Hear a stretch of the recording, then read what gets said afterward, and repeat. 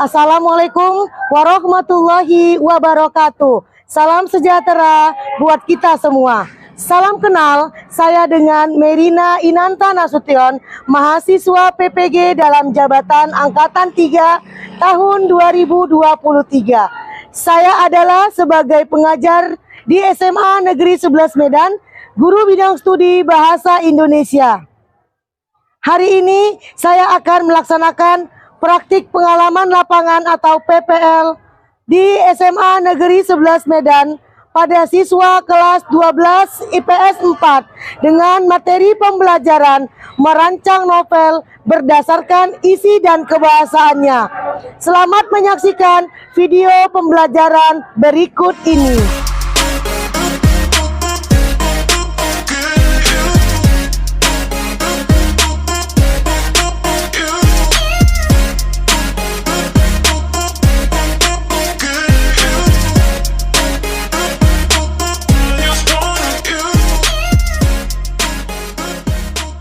Warahmatullahi wabarakatuh, anak ibu semua.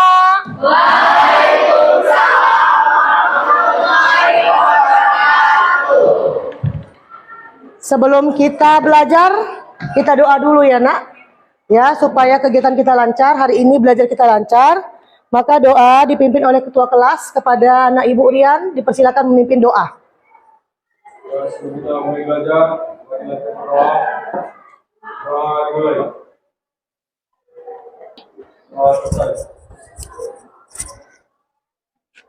Hari ini ada yang nggak datang nak? Bagaimana? Ada yang nggak datang? Siapa yang nggak datang hari ini? Si Meka dan si Amanda. Meka dan Amanda. Selebihnya hadir? Baik.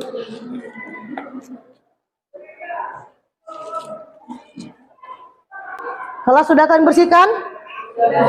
Sudah cukup rapi. Sehatnya kalian hari ini? Untuk belajar semangat enggak? Semangat. Kayaknya belum semangat ibu lihat. Semangat pagi anak-anak ibu. Pagi. Luar biasa. Tetap semangat. Yes. Hurra. Semangat belajar bahasa Indonesia. Kami cinta bahasa Indonesia. Kami bangga berbahasa Indonesia. Belajar bahasa Indonesia. Tetap semangat. Baik, sebelum masuk ke materi, kita menyanyikan dulu lagu wajib nasional. Lagunya ibu pilih lagu Garuda Pancasila.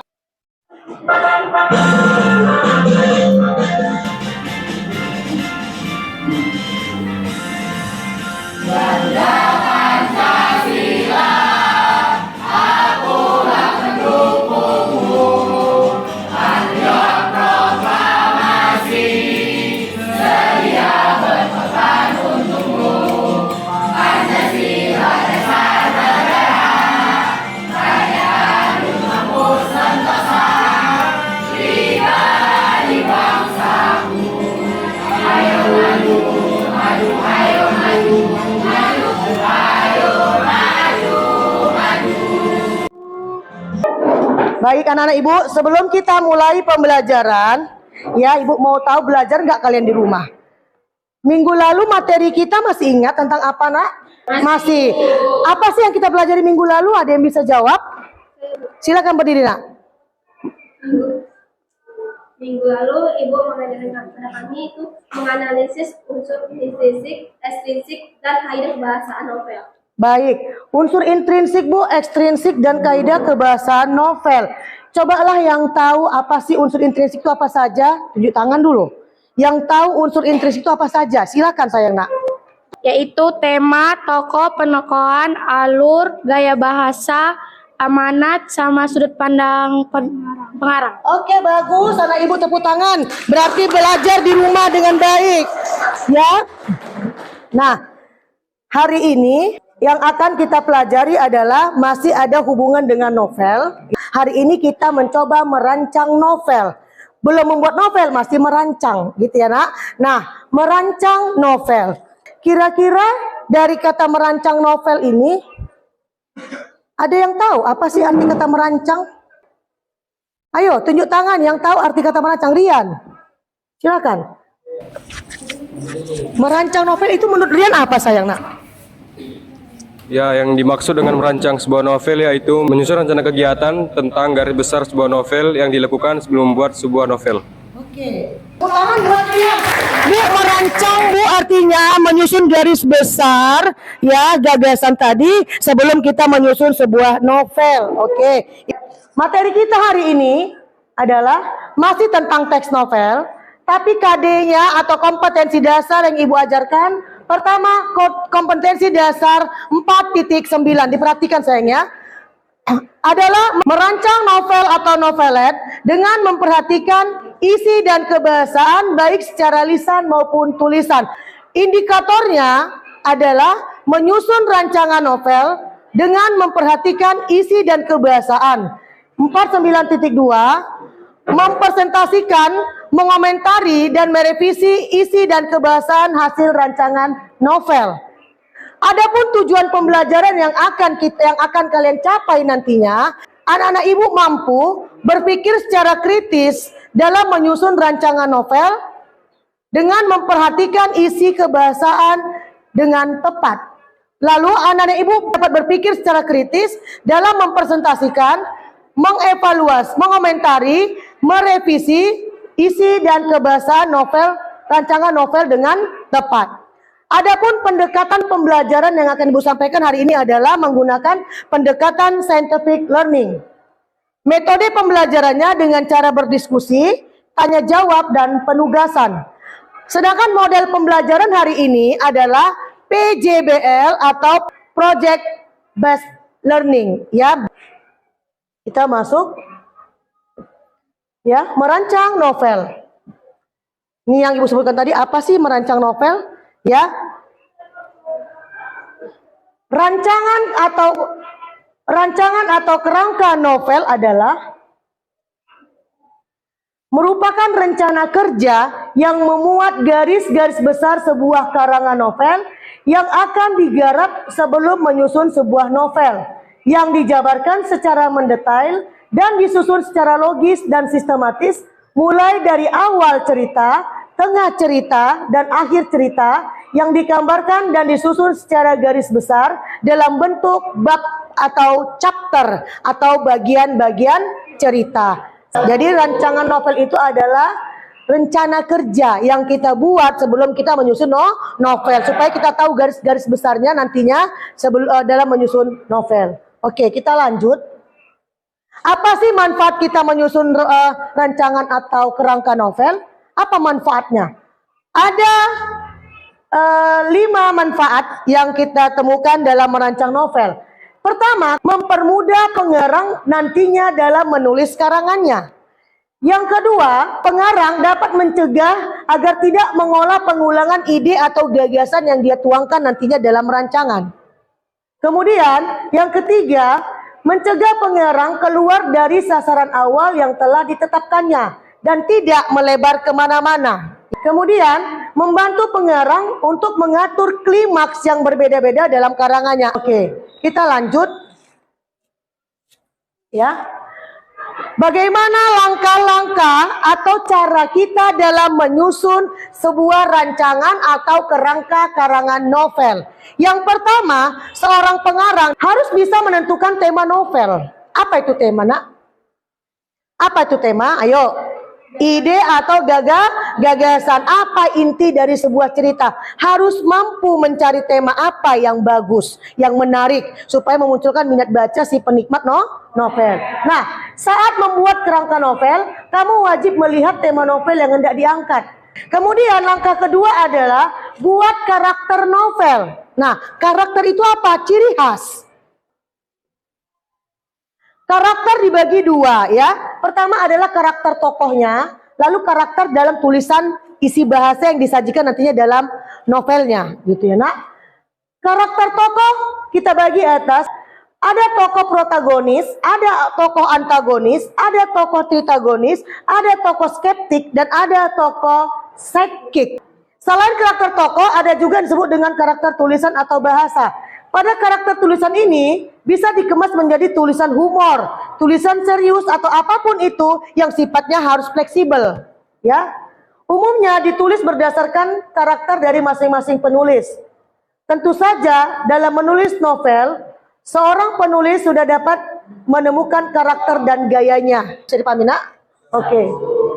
Lalu menentukan latar secara luas dan memikat. Latar ibu sebutkan kemarin adalah keterangan tentang waktu, tempat, suasana, sosial, dan budaya. Oke. Latar suatu novel tidak hanya terpaku pada kota tertentu saja. Kalian bisa membayangkan atau memikirkan secara universal. Jadi latar itu nak, ya tidak hanya kalau karena katanya novel itu kan ceritanya panjang, beda sama cerpen. Jadi karakter latar novel itu nggak hanya satu tempat. Oh kalau hanya sekolah saja enggak. Ibu pernah jelaskan waktu itu. Hari ini dia bercerita tentang di sekolah, mungkin nanti dia bercerita tentang di rumah sakit, atau bercerita lagi tentang di pusat hiburan, ya. Jadi nggak hanya fokus pada satu tempat. Begitu juga dengan suasananya. Hari ini saat ini mungkin dia cerita tentang sedih, besok mungkin tentang bahagia, ya. Besoknya lagi mungkin lucu, segala macam suasana. Sosialnya juga. Hari ini sosialnya ada di sekolah dengan kawan-kawan sekolahnya, besok sosialnya di tengah-tengah tetangganya. Nah, jadi banyak ragam-ragamnya. Oke, kemudian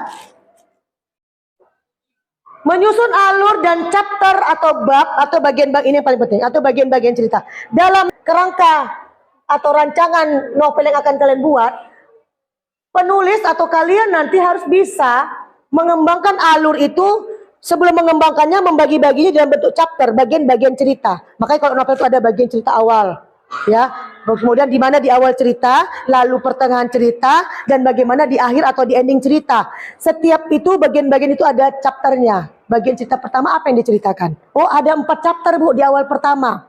Lalu di bagian pertengahan cerita ada 5 chapter lagi Bu, atau 5 bagian cerita. Di endingnya Bu, biasanya kalau nggak 1-2 chapter, biasanya begitu. Atau 2 bagian cerita. Itulah gunanya chapter, paham ya nak? Oke.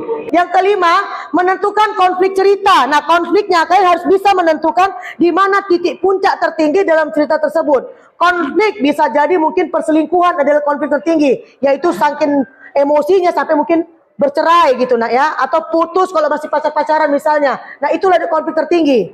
Itu harus kalian mampu tunjukkan dalam chaptermu. Kemudian menentukan judul novel. Langkah terakhir adalah menentukan judul novel. Nah, Bu, kenapa harus judul novel di terakhir? Kenapa nggak di awal? Bedakan tema sama judul. Yang paling penting kita utamakan dulu tema. Ide kita, gagasan kita tentang apa yang mau kita angkat. Setelah semua kita selesaikan, judul akan mengikuti, ya. Judul itu dengan sendiri akan mengikuti. Kalau tadi misal temanya Bu, temanya tentang percintaan Bu. Percintaan yang ternyata hasilnya sakit karena diputusi, atau mungkin perceraian Bu. Misalnya contoh ya nak ya, cerita tadi perceraian Bu, orang tuanya jadi broken home misalnya. Nah, itu isi gagasannya. Lalu dari cerita itu kira-kira apa sih judul bisa diangkat? Bisa jadi muncullah judul perpisahan yang tak diinginkan. Ini contoh. Nah, paham sampai sini nak? Jadi judul itu terakhir kita buat, ya. Judul itu di paling terakhir. Sampai sini bisa dipahami? Nah, nanti tugas kalian merancang novel ya, merancang atau membuat kerangka novel. Tapi nanti novel yang kalian buat itu, rangkaiannya itu nak, rancangannya itu kalian buat dalam sebuah pop-up book ya. Ada yang pernah melihat pop-up book seperti apa? Belum ada yang mengetahui. Baik. Nah, kita tonton ya, kita tonton bagaimana cara membuat pop-up book. Oke. Ya, perhatikan cara membuat pop-up book. Inilah project yang akan kalian buat nantinya, ya. Perhatikan sayangnya, biar nanti bisa membuat pop-up booknya.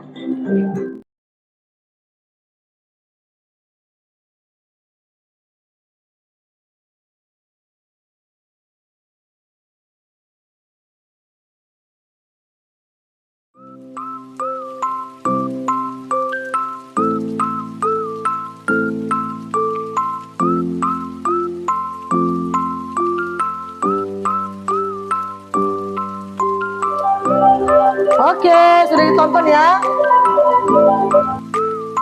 Sampai yang Ibu terangkan tadi dan kalian sudah menonton bagaimana cara membuat pop-up book itu, ya. Ada yang mau kalian tanyakan, nak? Sudah paham kira-kira Ibu sebutkan tadi? Yang belum paham boleh bertanya, silakan bertanya. Ya silakan, nak. Ayo sayang, nak.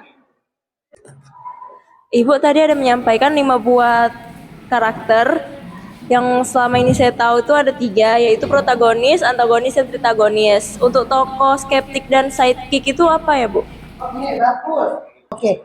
Bu, selama ini kan tokoh yang kami tahu cuma 3, protagonis, antagonis, tritagonis. Nah, ini muncul skeptik dan sidekick. Oke, Ibu tadi ada disebutkan. Tritagonis itu pecahannya ada 2. Satu skeptik, satu sidekick. Jadi skeptik dan sidekick itu adalah pecahan dari tokoh tritagonis, yaitu tokoh pendukung. Tokoh pendukung yang bisa dia mendukung tokoh yang baik atau tokoh protagonis, dan satu tokoh pendukung yang bisa mendukung tokoh yang jahat atau antagonis.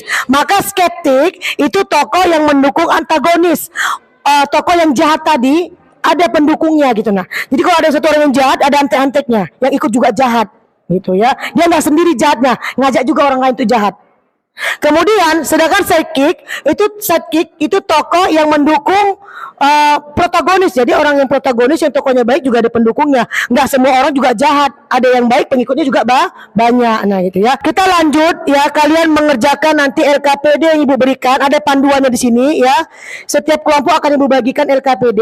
Nah LKPD ini kalian rancang dulu di sini, lalu kalian buat sebuah pop-up book ya. Dengarkan sayang, nak. Buat sebuah pop-up book seperti yang sudah kalian tonton. Dalam pop-up book tadi kalian tunjukkan ya chapter-chapter atau bagian kerangka atau rancangan novel yang nantinya akan kalian buat, supaya nanti pada saat menyusun novel tidak tumpang tindih, supaya gagasannya juga terarah dengan baik. Bisa dipahami sayang, nak? Oke, Ibu kemarin ada menugaskan kalian membawa perlengkapan untuk membuat sebuah pop-up book. Ibu suruh kalian bawa apa kemarin? Kardus, kertas astro, lem, gunting. Ada kalian bawa? Ada. Ibu mau lihat, tunjuk dulu. Yang mana? Coba tinggi-tinggi. Mana perlengkapan yang kalian bawa? Bagus ya. Terima kasih nah Ibu sudah membawa perlengkapannya. Oke, sekarang kelompok yang sudah Ibu bentuk tadi, ada 5 kelompok, saling bekerja sama secara solid supaya hasilnya juga bagus ya. Oke, kerjakan, mulai bekerja seperti yang ditampilkan di video. Buat sebuah pop-up book, rangkai dulu dalam LKPD yang sudah Ibu berikan ya. Silakan saya nak. Bekerja dengan baik ya nak. Ya Bu. Ibu.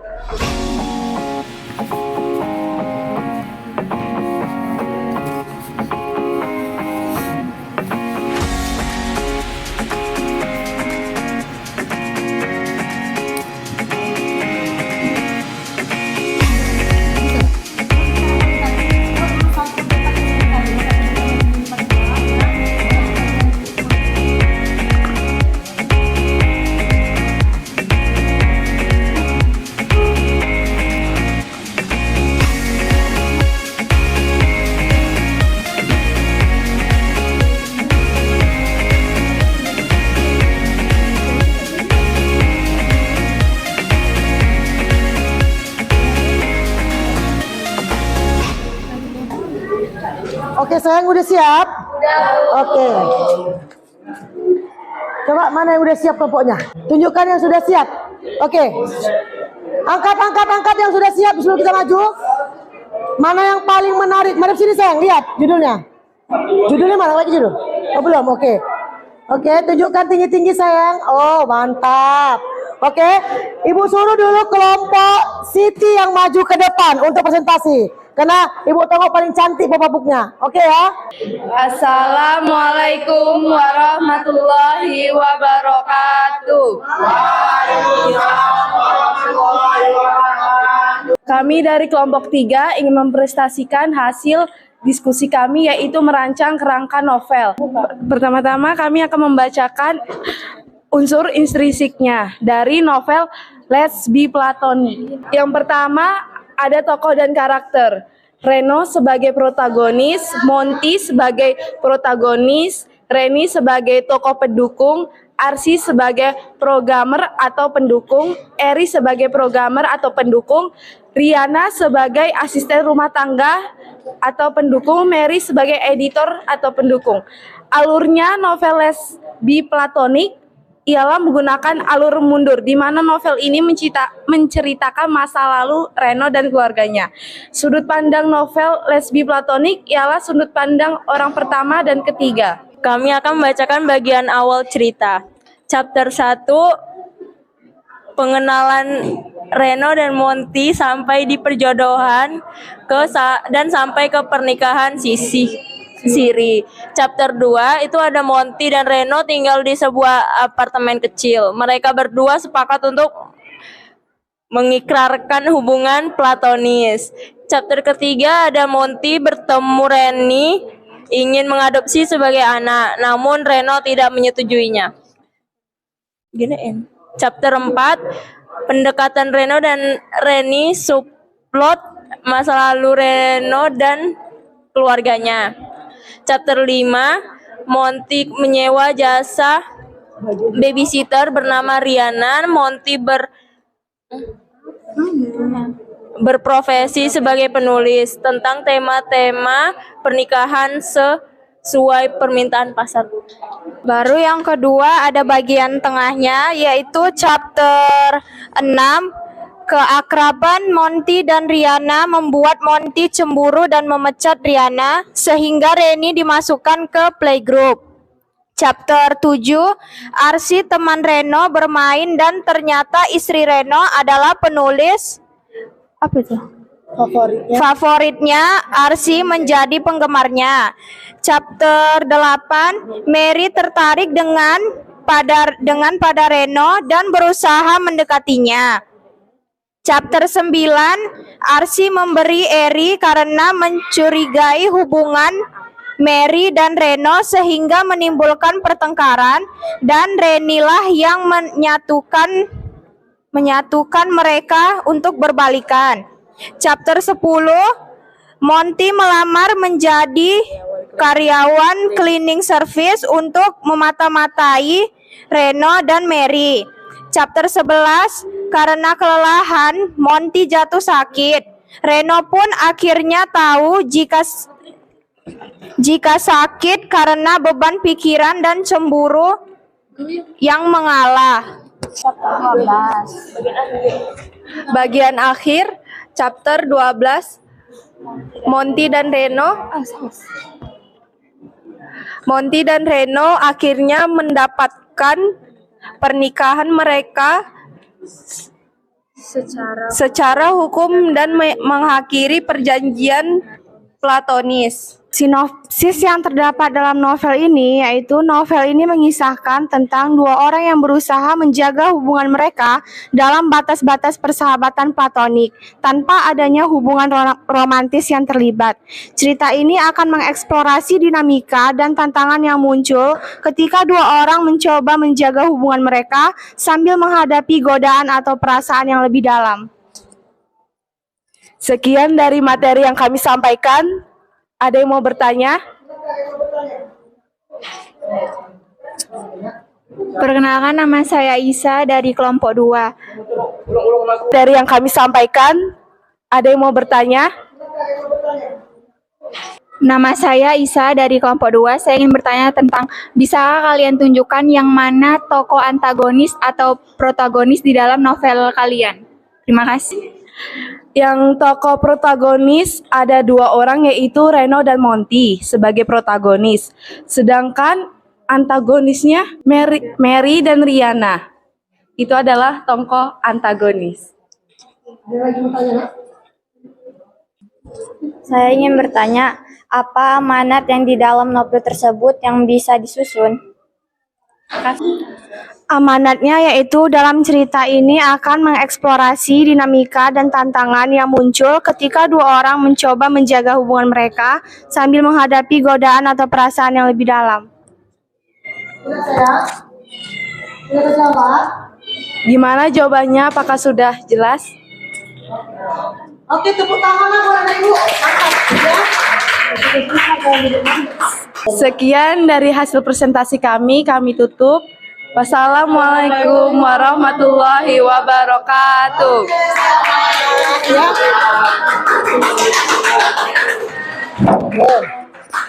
Baik anak ibu semua, ibu menilai dari kesulitan kalian dalam berdiskusi, ya kerjasamanya yang baik.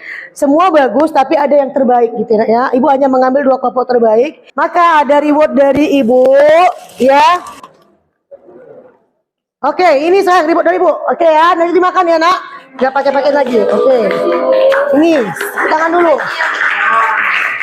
Oke, untuk refleksi hari ini, setelah kalian dengarkan apa ibu sampaikan, nah, paham kira-kira nak materi hari ini? Paham. Benar paham. Apalah yang bisa kalian pahami dari materi hari ini? Tunjuk tangan. Yang bisa kalian pahami dari materi hari ini? Ya, silakan Ria nak.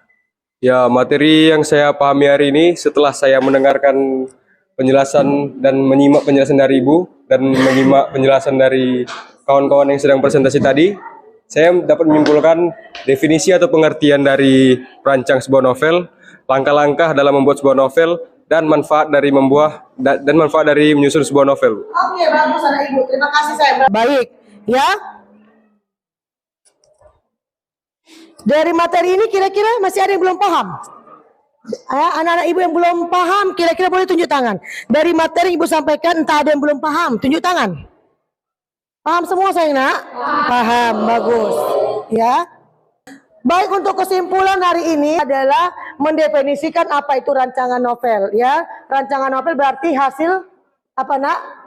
Kerangka kerja yang disusun supaya nantinya dalam menyusun novel tidak tumpang tindih atau tersusun secara sistematis. Kemudian ada manfaatnya, manfaat merancang novel. Ibu sebutkan tadi, ya. Apa manfaat merancang novel? Agar penulis bisa menyusun novelnya nanti tidak tumpang tindih. Kemudian tersusun secara sistematis, ya.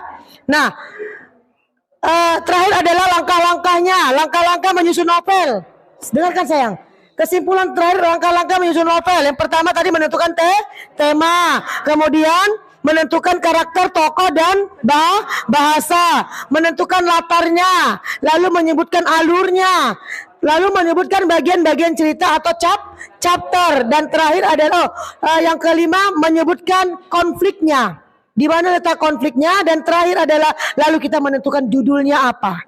Oke, itulah kesimpulan pembelajaran hari ini, ya nak.